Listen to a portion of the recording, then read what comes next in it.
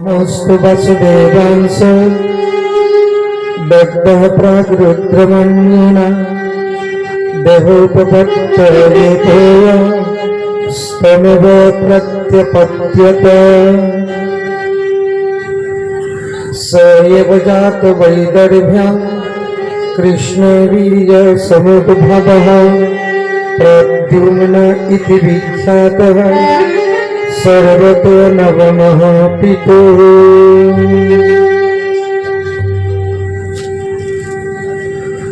परम करुणावरुणालय सर्वावतार शिरोमणि प्रेम पुरुषोत्तम राधा कृष्ण मिलित तनु संकीर्तनेर पिता जुग धर्म प्रवर्तक कलिजुग पावन अवतार श्री श्री गौरांग महाप्रभु रहित की कृपा क्रमे এই শ্রীভূমি জলান্তর্গত তিন ঘড়ি গ্রামে কলিকলমশ নাশকারী ত্রিতাপ জ্বালা নির্মূলকারী হৃদ কর্ণ রসায়নকারী कृष्ण भक्ति वृद्धिकारी कृष्ण चरण प्राप्तिकारी सर्व वेदांत सारतिसार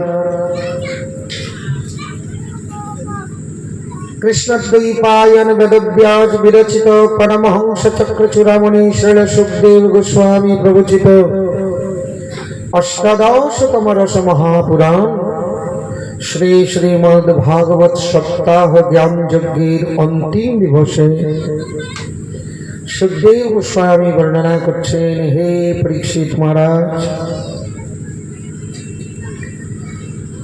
कामदेव भगवान वासुदेवेर अंशभूत कामदेव देवतादेर मध्य सबचेয়ে सुंदर एक बार देवादिदेव महादेवेर क्रोधाग्निते से भस्मीभूत হয়ে গিয়েছিল এখন আবার উনি দেহ ধারণ করার নিমিত্ত ভগবান বাসুদেবকে আশ্রয় গ্রহণ করলেন।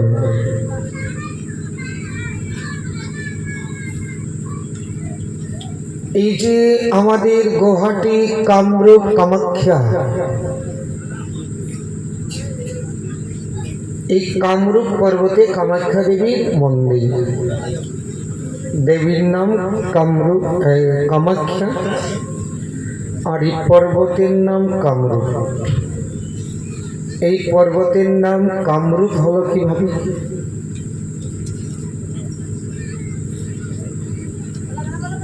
एक बार देवादिदेव महादेव এই पर्वते ध्यान করছিল। कामदेव मने मने भाबছে আমি তো সব দেবতাকে নাচাই, তো মহাদেবকে একটু নাচাই। कामदेव जार ऊपर दृष्टि दे ताके चंचल करे फेले। देवता ब्रह्मा पर्यन्त कामदेवेर पाँचटी बाण, এই कामदेवेर पंचबाणे सबाइके मोहित करे नेয়।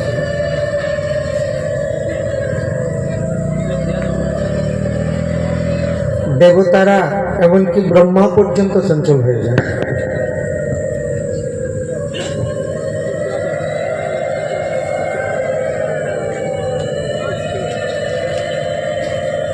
कामदेवेर बाणे पंचबाणे मोहित हये सृष्टिकर्ता ब्रह्मा निज कन्या सन्ध्यार प्रति धावित हयेছে। देखुन कामदेव मानुषके किभाबे कुपद्रवी करे। कामदेव जार उपरे भर करे तार मनमति कुपद्गामी हये যায়। तो कामदेव भावছে महादेव একটু নাচায়। महादेव এদিকে ধ্যান করছিল, বারবার মহাদেবের তপস্যা ভঙ্গ করার চেষ্টা করছে। महादेव ভাবছে কে রে দুষ্ট, আমার তপস্যা ভাঙার চেষ্টা করছিস। উনি যখন রোষভরে তাকালেন না আর ওনার এই ভ্রুযুগল থেকে অগ্নি প্রকটিত হয়ে কামদেব ওই রোষাগ্নিতে একেবারে ভস্মীভূত হয়ে গেছে। কামদেব ভস্ম হয়ে গেছে মহাদেবের ক্রোধাগ্নিতে। কামদেবের স্ত্রীর নাম রতি দেবী। রতি দেবী ভাবছে পতি যদি না থাকে তাহলে আমার আর কি মূল্য। উনি মহাদেবের আরাধনা করতে লাগলেন, খুব বুদ্ধিমতী। মহাদেবী তো পতি দেবতাকে বধ করেছে, এখন উনি মহাদেবের আরাধনা করতে লাগলেন। মহাদেব কনে তুষ্ট, কনে রুষ্ট, রুষ্ট তুষ্ট, ক্ষণে ক্ষণে। উনি তুষ্ট হতেও দেরি নাই, রুষ্ট হতেও দেরি নাই। মহাদেবের আরাধনা করতে লাগলেন। মহাদেবের আরাধনা করাতে মহাদেব অতি শীঘ্র প্রসন্ন হলেন। এসে সামনে এসে বলছেন, রতি দেবী, তোমার আরাধনায় আমি সন্তুষ্ট হয়েছি, তুমি বর চাও। রতি দেবী বলছে, আমি আর তোমার কাছে কি বর চাইব, আমি যেন সারা জীবন সধবা হয়ে থাকতে পারি। এদিকে পতিকে আগেই ভস্ম করে দিয়েছে। ভোলানাথ তো ভোলানাথ, আগে পিছিয়ে কোনো কিছু চিন্তা না করেই বলছে তথাস্তু। তখন রতি দেবী বলছেন,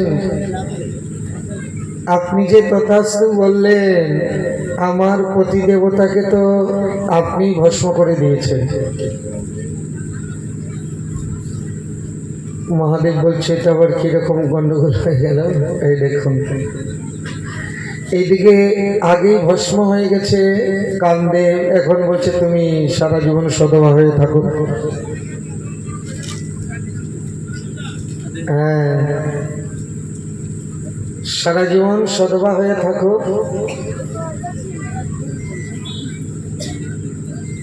মহাদেব এখন চিন্তা করছে, এখন কি করবো। বলে ঠিক আছে,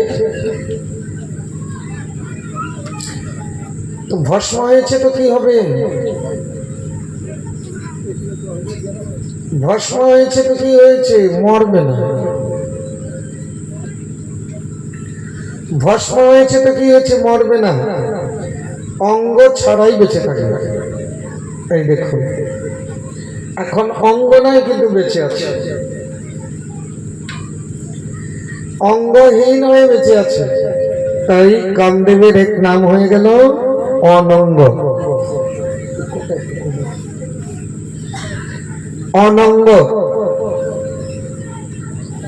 এই এতদিন অনঙ্গ হয়েই বেঁচে ছিল। এখন কামদেবের যে কাজ, অঙ্গহীন হয়ে আরো সুবিধা হয়েছে।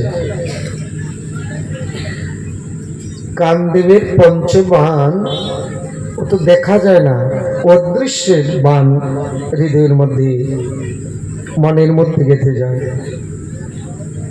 অদৃশ্য বাণ। এতদিন পর্যন্ত কামদেব অনঙ্গ হয়ে বেঁচেছিল, নাম হয়েছে অনঙ্গ।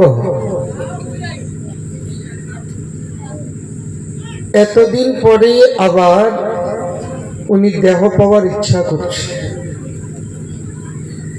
এই মানুষ দেহ ছাড়া হরিভজনে আনন্দ মিলে না বাবা। হ্যাঁ, হরিভজনে আনন্দ মিলে না। প্রসঙ্গটা মনে পড়েছে,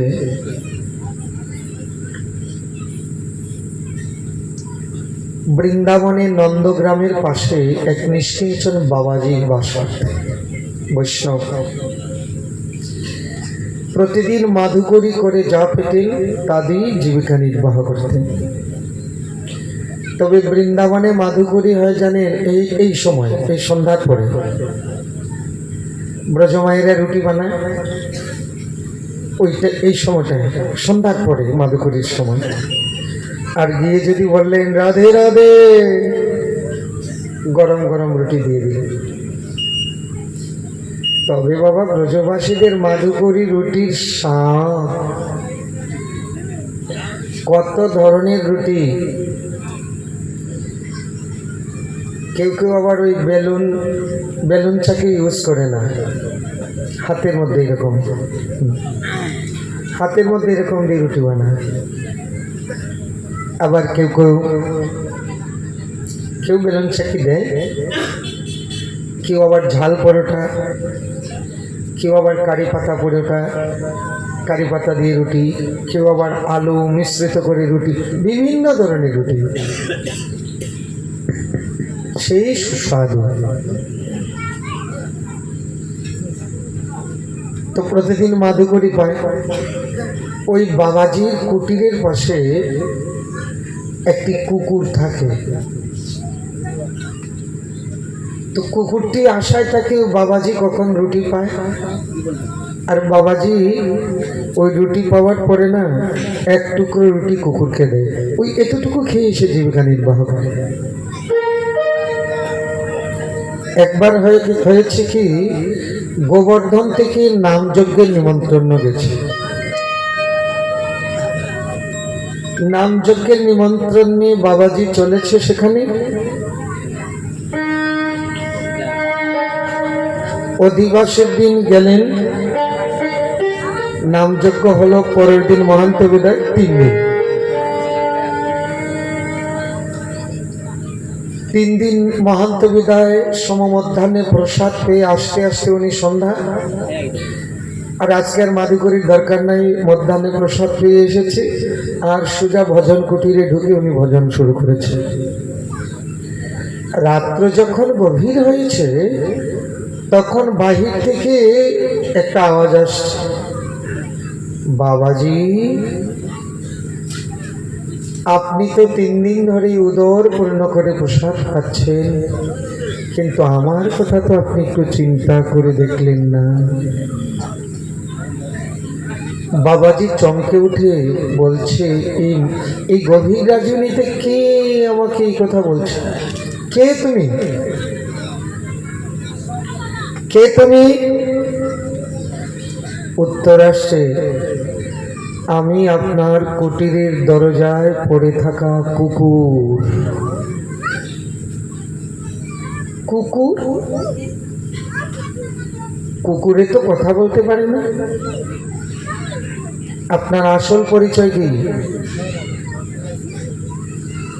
তখন পরিচয় দিচ্ছেন,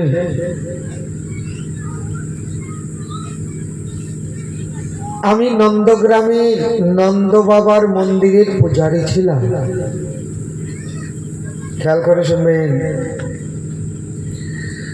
নন্দরাজার বাড়ির পূজারী ছিলাম। কোন এক ভক্ত পূজার জন্য, ঠাকুর সেবার জন্য বড় একটি লাড্ডু বানিয়ে দিয়েছিল, বড় লাড্ডু।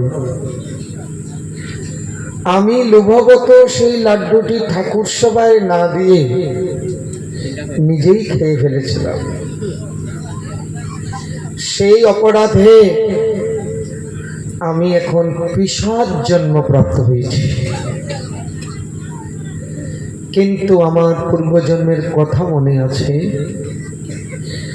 এখন ভাবছি অপরাধ তো হয়ে গেছে, আমি পিশাচ জন্ম নিয়েছি, এখন আমার দেহের উদ্ধার কি করব? সাধুগুরুর মুখে শুনেছি বৈষ্ণবের উচ্ছিষ্ট খেলে নাকি, বৈষ্ণবের উচ্ছিষ্ট খেলে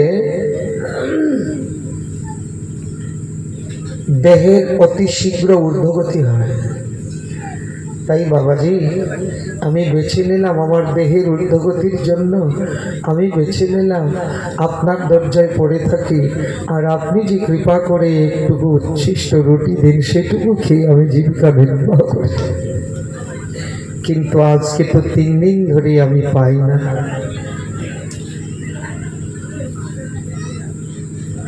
কাশীতে তুলসীদাস গোস্বামী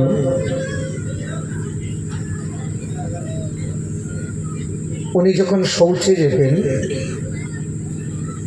তো জল নিয়ে শৌচে যেতেন, কিছুটা জল বেঁচে যেত, এই জলটা একটা গাছের গোড়ায় দিত। একদিন তুলসীদাস গোস্বামী শৌচ করে এসে চরণ ধৌত করছে, আর এই চরণ ধোয়া জল পাশের গাছের মধ্যে গিয়ে পড়েছে। খেয়াল করবেন, তুলসী গাছের চরণ ধৌত জল গাছের মধ্যে যখন ছিটা পড়েছে, গাছ থেকে একজন বলছে, আহ গোসাইজি, বড় শান্তি পেলাম। তুলসীদাস গোস্বামী বলছে, কে আপনি? বলে, আমি কাশীতে এই বৃক্ষে থাকা অনেক দিন ধরে প্রেতাত্মা, আমি প্রেতাত্মা, প্রেত। আপনার চরণামৃত পেয়ে আজ আমি মুক্ত হয়ে গেলাম, আমি শান্তি পেলাম, প্রেতাত্মা থেকে মুক্ত হয়ে গেলাম, আমি আমার দেহের উদ্যোগতি হলো।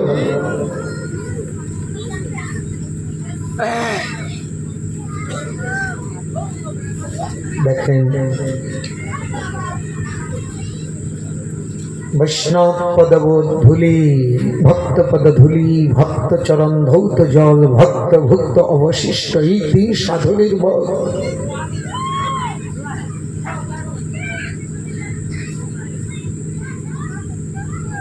বৈষ্ণব অধরামৃতে দেহের ঊর্ধ্বগতি।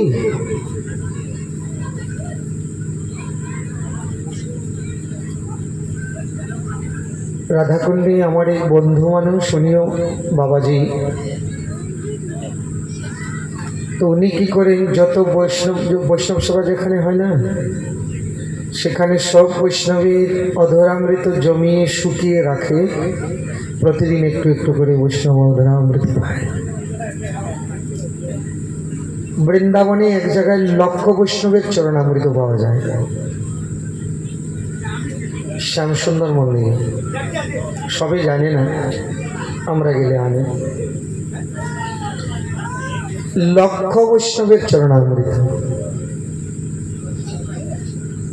তো এই চরণামৃত আর এই ভক্তের বৈষ্ণবের অধরামৃত প্রতিদিন উনি গ্রহণ করেন। আবার কিছু বিশেষ মহাত্মাদের চরণ ধুলি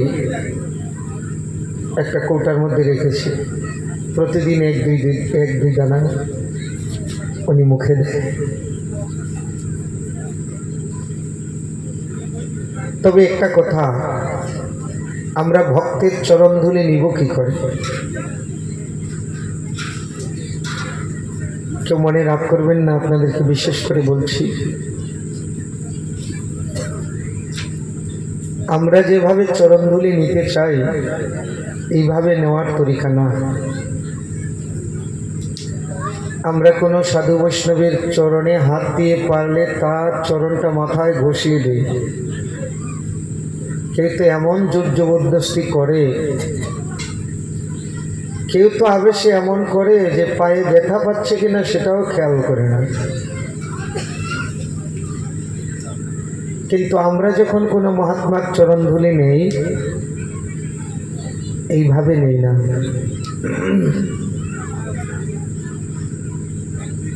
প্রথম কথা হয়েছে, যদি কোনো মহাত্মাকে আপনার শ্রদ্ধা হয় প্রণাম করবেন, কিন্তু প্রণামটা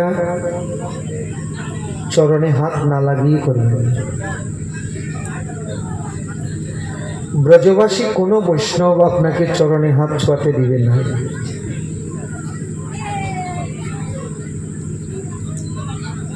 এখনো আমাদের যে বড় বড় যারা মহাত্মা আছে, আমরা তাদেরকে চরণ ছুঁয়ে প্রণাম করি না। যদি করি, চরণ স্পর্শ করি, ওনারা বিরক্ত পায়। তো আপনি যাকে প্রণাম করছেন সে যদি বিরক্ত হয়, তো প্রণাম করে যে ফলটা হবে না, তার থেকে অপরাধ হবে বেশি। হয়তো আপনাদের কথাটা পুরা মেনে নিতে পারছেন না, আমি জানি, যে সারা জীবন বৈষ্ণবের চরণ ছুঁয়ে স্পর্শ করলাম, আজকে বাবাজি বলছেন চরণ স্পর্শ করতে নাই। বৈষ্ণব কি এত উপরে যে তার চরণটাও স্পর্শ করতে পারবো না? না, এইরকম না, ভাবনাটা এরকম নয়। ভাবনাটা হয়েছে এইরকম, আমি কোথাকার হরিদাস পাল যে আপনার প্রণাম নিব। ভাবনাটা হচ্ছে এই, আপনারা ভাববেন না বৈষ্ণব নিজেকে বড় মনে করছে তাই মানে চরণ স্পর্শ করতেই নিষেধ করছে। ভাবনাটা এরকম না। ভাবনাটা হয়েছে আমি কোথাকার হরিদাস পাল যে প্রণাম নিব। বৈষ্ণব ধর্ম হয়েছে সবাইকে প্রণাম করা, প্রণাম নেওয়া না। এই দেখুন চৈতন্য চরিতামৃতে বলছে সেই সে বৈষ্ণব ধর্ম সবাকে প্রণতি। বৈষ্ণব ধর্ম মানে সবার থেকে প্রণাম পাওয়া নয়, সবাইকে প্রণাম করা। যদি সবাইকে প্রণাম করতে পারে তাহলে সে প্রকৃত বৈষ্ণব। আর যদি একেবারে পা দুটি বাড়িয়ে দেবে যে যে যে আছো একেবারে আমার আমার আমার পায়ে একেবারে সবাই প্রণাম করো, এমন আবার আছে পা ছুঁয়ে প্রণাম না করলে উনি রাগ করে। যারা রাগ করে তাদের প্রণাম তাদের চরণে করবেন।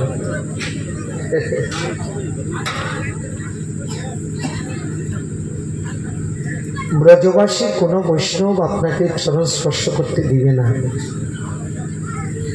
আমরা চরণ ধুলে নেই কিভাবে জানেন? বৈষ্ণবগণ যখন রাস্তা দিয়ে হেঁটে যায় হয়তো সেখানে হাত দিয়ে চরণ ধুলে মাথায় নেই, না হলে সেই জায়গায় গড়াগড়ি দেই।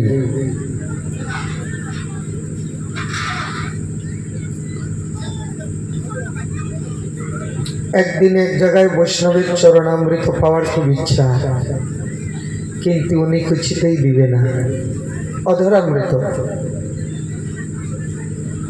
কিন্তু এমনই বৈষ্ণব নিজে প্রসাদ পেয়েছে,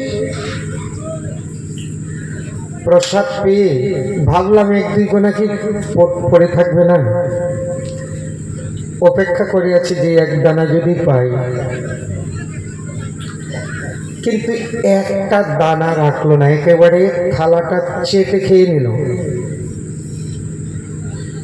তো ভাবলাম পাত্রটা তো রেখে যাবে, পাত্রটা উনি রেখে যায় নাই, পাত্রটা নিজের হাতে করে নিয়ে গেলেন।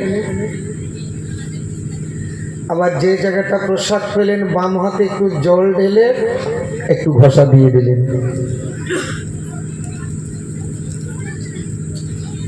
বড় গুরুত্বপূর্ণ কথা বলছি।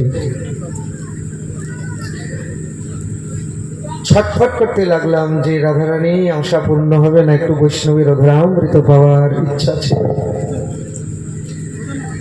উনি নিয়ে কি করেছে, কুটিরের পিছন দিকে ভিতরে, কুটিরের ভিতরে পিছন দিকে ওনার বাসন ধোয়ার জায়গা, তো সেইখানে গিয়ে বাসন ধরছে। ওনার যে এটো বাসনটা সেখানে গিয়ে ধরছে। তো আমি কি করলাম, ওই কুটিরের পিছন দিকে গেলাম। তো কুটিরের পিছন দিকে গিয়ে দেখি যেখানে বাসন ধৌত করছে না সেখানে জল এসে নালায় পড়ছে। দেখুন বৈষ্ণবের অধরামৃত কিভাবে নিতে হয়। ওই নালার মধ্যে পড়ছে ওনার ওই বাসন ধোয়ার জলটা, সেখান থেকে একটু জল নিয়ে একটু অধরামৃত পেলাম।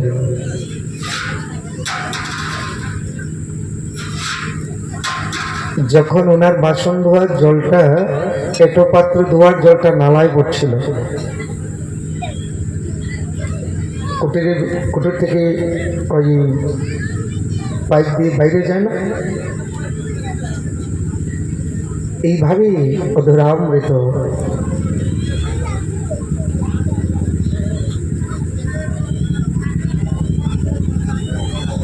আপনি সারাদিন হাত পেতে থাকলেও ওনারা দিবে না। কারণটা কি? কারণ হয়েছে দৈন ভাব। শাস্ত্রে নিষেধ আছে সন্ন্যাসী কাউকে উচ্ছিষ্ট দিবে না।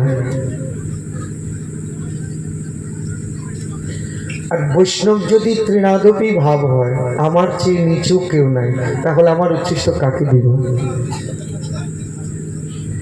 ভাবটা বড় নয়, ভাবটা দৈন।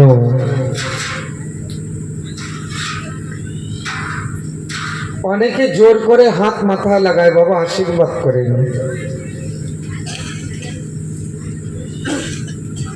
আমাদের বর্তমানে বৃন্দাবনের এক ব্রজ বিভূতি পরম সন্ত শ্রদ্ধেয় অষ্টাদশ শতক শ্রী বিনোদ বাবা মহারাজ আপনারা দেখবেন। উনি বলেন কি,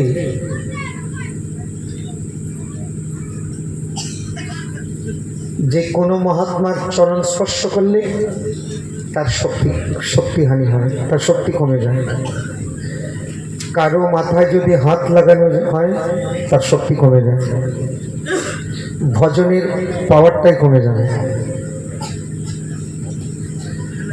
হ্যাঁ, আশীর্বাদ শুধু হাত মাথায় লাগালে হয় না, আশীর্বাদ অন্তর থেকে অন্তরে চলে যায়। আশীর্বাদ, আমাকে আশীর্বাদ করেন, হাত জোর করে নিয়ে মাথায় লাগালেন, এতে আপনার আশীর্বাদ নাও হতে পারে। যদি সে বিরক্ত পায় তাহলে আপনার অপরাধ হতে পারে। আর আশীর্বাদ পেতে হলে ওনার সেবা করুন।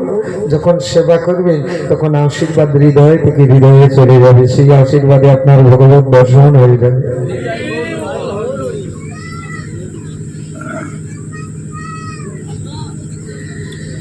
এগুলো বিষয়ে আমাদের সতর্ক থাকা দরকার।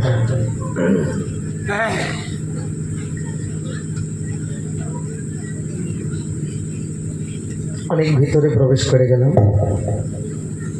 আমাদের আলোচনার প্রসঙ্গ ছিল কামদেবী।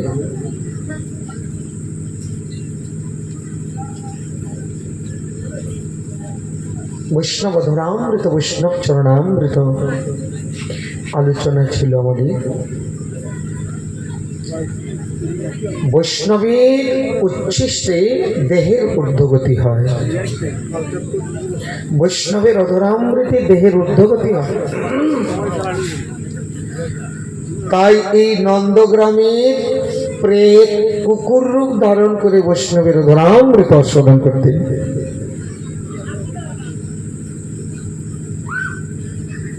দেহের ঊর্ধ্বগতি করতে হলে বৈষ্ণবের অধরামৃত চাই, বৈষ্ণবের চরণামৃত চাই।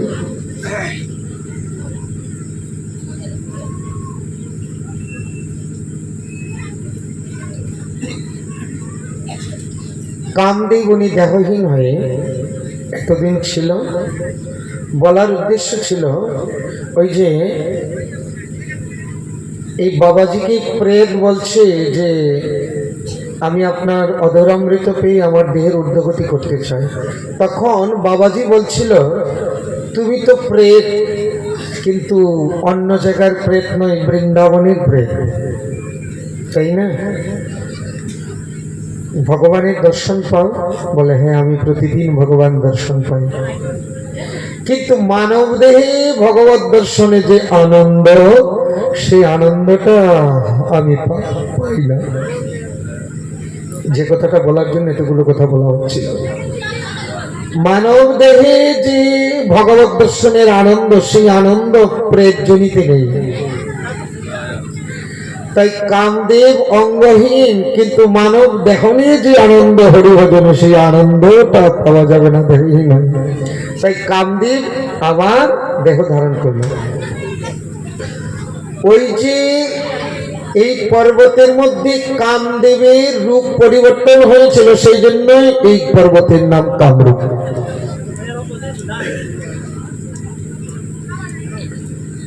অনেক কথা তো কোনটা থেকে কোনটা বলে যায় আর মনে থাকে না, একটা থেকে আরেকটা চলে যায়, পরে কোনটা বলার জন্য কোনটা বলছি মনে থাকে না।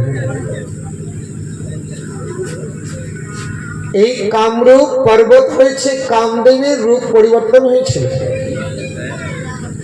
সেই কামদেব দেহহীন হয়ে এতদিন চলেছে, এখন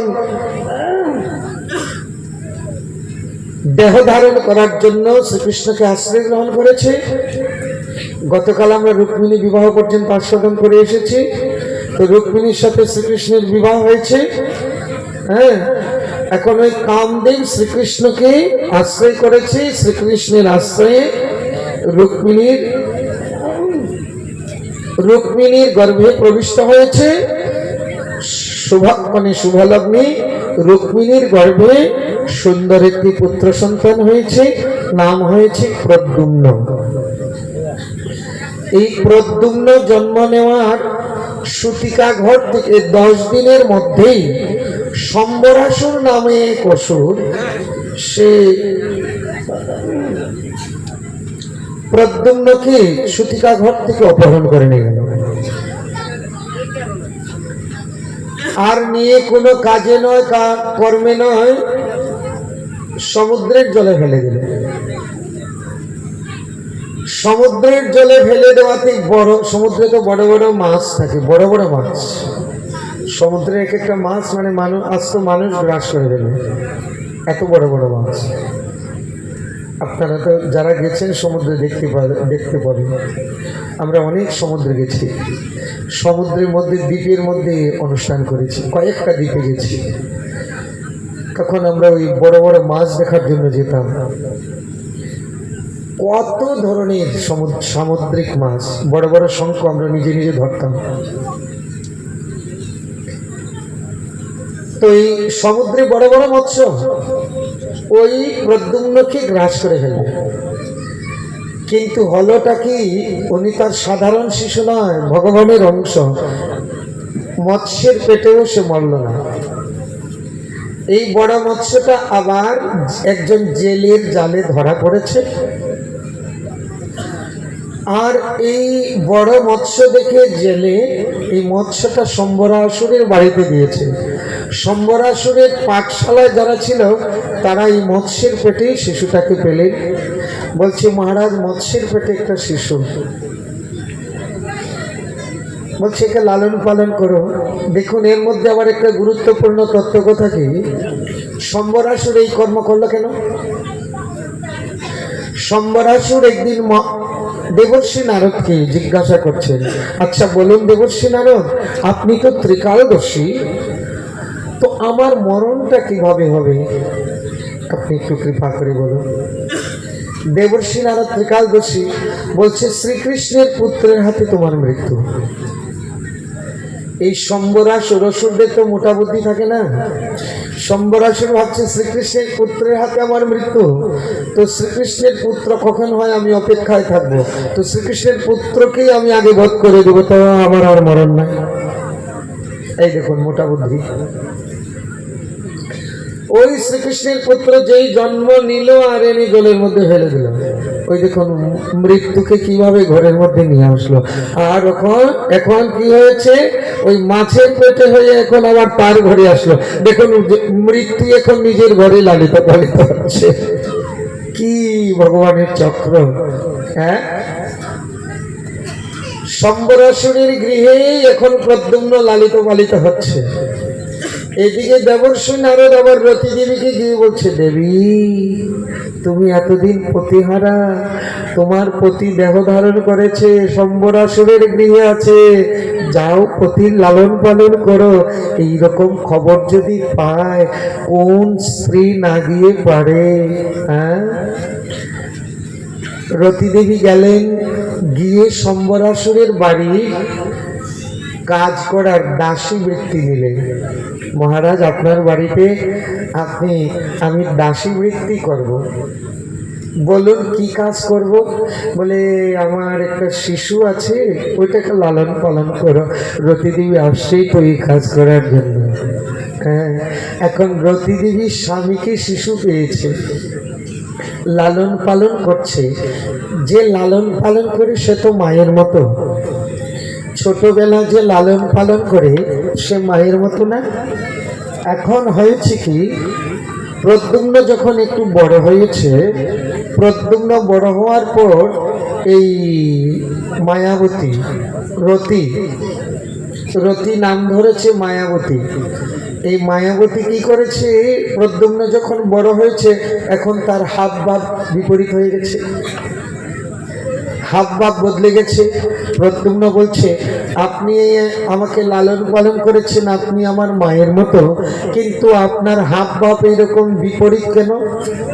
তখন রতি দেবী বলছে, আপনি ভালো করে স্মরণ করে দেখুন, আমি আপনার সেই স্ত্রী রতি দেবী, আপনি সেই কামদেব এখন জন্ম নিয়েছেন। আর সব ঘটনা খুলে বলল কি করে কি এখানে এসেছে। তুমি তো কৃষ্ণের ঔরসে জন্ম নিয়েছো, কিন্তু এই দুষ্ট শম্বরাসুর তোমাকে এনে জলের মধ্যে ফেলে দিয়েছিল। সব কথা খুলে বলল। আর প্রদ্যুম্ন সব খবর জেনে শম্বরাসুরকে বধ করে রতিদেবীকে সঙ্গে নিয়ে দ্বারকায় গিয়ে উপস্থিত। দ্বারকায় গিয়ে রুক্মিণীকে প্রণাম করছে।